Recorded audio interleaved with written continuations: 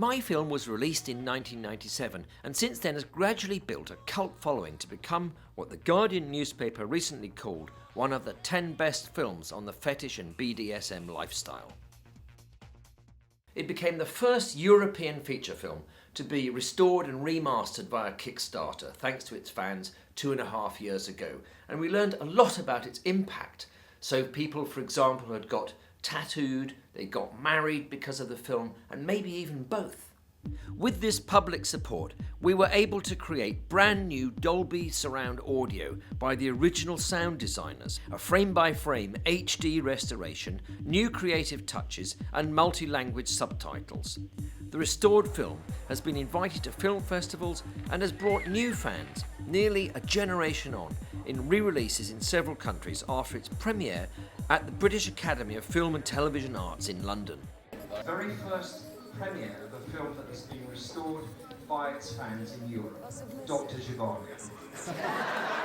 For years I was searching for the way in to do a sequel, and I couldn't really think of one until I realised that their daughter would be turning 18, and there was a way in.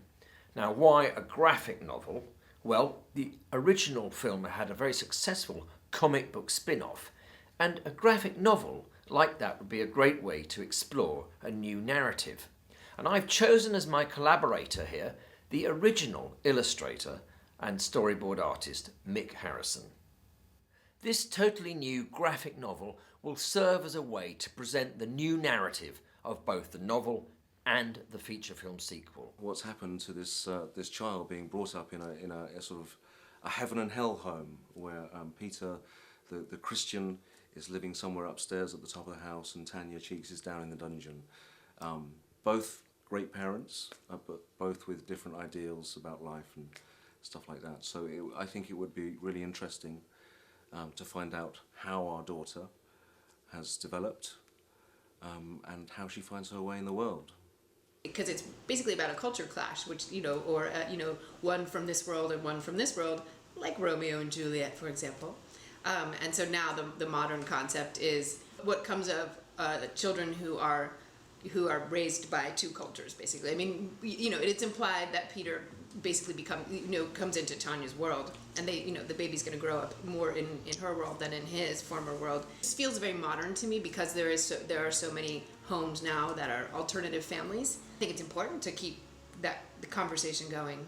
I love to see the continuation of the story, what happened to the characters, how they developed, and so it's just a really exciting new thing.